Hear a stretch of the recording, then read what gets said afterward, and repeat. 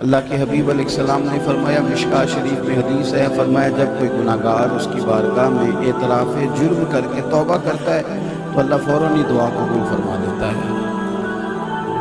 لیکن ایک مقام پر ایک اور حوالے سے بھی محبوب نے ہمیں ایک بات سمجھائی۔ حضور فرماتے ہیں ایک شخص دیر سے دعا مانگ رہا ہے، یا رب یا رب یا رب کہہ رہا ہے، لیکن فرمایا یہ اتنی دیر اور بھی مانگتا رہا تو اللہ اس کی دعا قبول نہیں فرمائے گا۔ کیوں نہیں کرے گا؟ فرمایا اس لیے کہ جو اس نے لباس پہنا ہے وہ ناجائز پیسہ کا، اور جو اس شخص نے کھانا کھایا ہے وہ ان پیسوں کا حقدار نہیں تھا جس سے کھانا کھایا، اور جو اس نے پہنا ہے وہ ناجائز پیسوں کا۔ یعنی اگر وجود کے ساتھ لگنے والے کپڑے اور خون کا حصہ بننے والا رزق حلال اور طیب ہو تو رب کی بارگاہ میں دعائیں بھی پھر ہی قبول ہوا کریں۔ ہمارے یہاں کچھ لوگ، بعض لوگوں کا ظاہری حلیہ دیکھ کر یہاں ان لوگوں کو مسجد میں آتا جاتا دیکھ کر یا کسی شخص سے اس کی تعریف سن کر بعض اوقات مبالغہ آرائی کرتے ہیں بعض، لیکن نبی پاک صلی اللہ تعالیٰ علیہ وسلم کی نگاہ لطف و کرم سے جن لوگوں نے تربیت پائی تھی نا، وہ بڑے ترازو کے ساتھ چیزوں کو تولا کرتے تھے۔ سیدنا فاروق اعظم رضی اللہ تعالیٰ عنہ کے سامنے ایک شخص کی تعریف کی، کسی نے کہا جناب بڑا ہی اچھا ہے، بڑا ہی اچھا ہے، کیا بات، بہت کمال آدمی۔ تو حضرت عمر نے تسلی سے وہ بات سنی، معاملہ فہم آدمی تھے نا، وہ فوراً کومنٹس نہیں کیے، کوئی رائے نہیں دی، تسلی سے سنی اور پھر 3 باتیں ارشاد فرمائیں۔ آپ فرمانے لگے تم بڑی جلدی اس کے بارے میں رائے دے رہے ہو اور بہت ہی اچھا آدمی اسے کہہ رہے ہو، بتاؤ پڑوسی ہو اس کے؟ اس نے کہا حضور نہیں۔ فرمایا سفر کیا اس کے ساتھ؟ عرض کی حضور نہیں۔ فرمایا کوئی درہم و دینار کا لین دین کیا ہے؟ عرض کی حضور نہیں۔ تو یہ حضرت عمر کے جملے امام غزالی نے لکھے ہیں۔ سیدنا فاروق اعظم فرمانے لگے پھر خالی نماز دے کے رائے قائم نہ کر،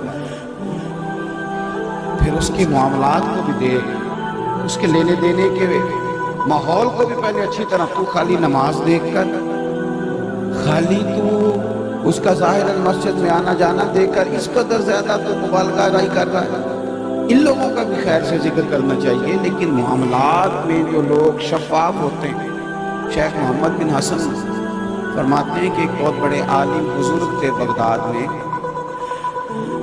تو میں ان کے پیچھے نماز پڑھا کرتا تھا، تو وہ ہر روز فجر کی نماز میں یا کئی نمازوں میں کہا کرتے تھے یا اللہ بغداد کے اس تاجر کی دونوں بیویوں کی بخشش کر دیں۔ ایسے غیر معروف کسی آدمی کا نام لیتے دعا کر دیتے۔ میری باتوں کی سمجھ آ رہی ہے آپ حضرات؟ کہتے میں نے ایک دن شیخ سے پوچھا حضرت یہ کون سا تاجر اور کس کی بیویاں؟ ہمارے ہاں ایک جملہ بولا جاتا ہے نا، آپ کو خیر وہ بڑی رسم بن گیا ہے، دعاؤں میں یاد رکھنا۔ دعاؤں میں بھائی کسی کا دعاؤں میں یاد رہنا یہ بڑا مشکل کام ہے۔ چلے ایک آدھ بار دعا کرانا تو آسان ہے، پر دعاؤں میں یاد رہنا اس کے لیے کچھ کرنا پڑتا ہے۔ یعنی کچھ لوگ ایسے ہوتے ہیں کہ آپ ہاتھ اٹھائیں دعا کے لیے تو ان کے چہرے خود بخود سامنے آ جاتے ہیں۔ اس نے کہا تھا نا کہ مثل تعویذ ہوتے ہیں کچھ لوگ، وہ جب بھی ملتے ہیں شفا ہوتی ہے۔ تو کچھ لوگ ایسے ہوتے ہیں کہ جن کے لیے جو دعاؤں میں یاد رہتے ہیں، لیکن ہر ایک کا دعاؤں میں یاد رہنا میری رائے ہے کہ یہ اتنا آسان ہے۔ لیکن زندگی میں کچھ لوگ ایسے آتے ہیں تھوڑی دیر کے لیے بھی آئیں لیکن وہ یاد رہ جاتے ہیں۔ شیخ ان کے لیے ہر نماز میں دعا اللہ تاجر کی 2 بیویوں کی بخشش کرتے ہیں۔ کہتے میں نے ایک دن بڑے اصرار سے کہا حضرت بتائیں تو صحیح معاملہ کیا ہے؟ تو فرمانے لگے یہاں بغداد کے ایک تاجر رہتے تھے، صالح آدمی تھے، لیکن انہیں تھوڑے ہی عرصے کے بعد ملک شام جانا پڑتا تھا اپنی تجارت کے لیے، کیونکہ بڑی کثرت سے جانا پڑتا تھا، اور وہ بے اولاد بھی تھے اور ان کا کوئی عزیز بھی نہیں تھا۔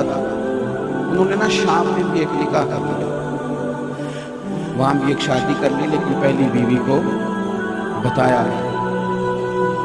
لیکن یہ جو خاتون خانہ ہوتی ہیں ان کا جو جاسوسی کا نظام ہوتا ہے وہ بڑا زبردست ہوتا ہے، یعنی وہ کچھ ایسے ذائقے بناتی ہیں کہ جس سے خود بخود میاں صاحب کی سمجھ آ جاتی ہے کہ یہ یعنی نہ چاہتے ہوئے بھی وہ قابو نہیں۔ میں تو ایک آدھ کی بات کر رہا تھا، آپ سارے مسکرانے لگ گئے، میرا تو کسی ایک آدھ کے بارے میں یہ رائے تھی۔ بہرحال چلے، اللہ تعالیٰ آپ کو جزائے خیر عطا فرمائے۔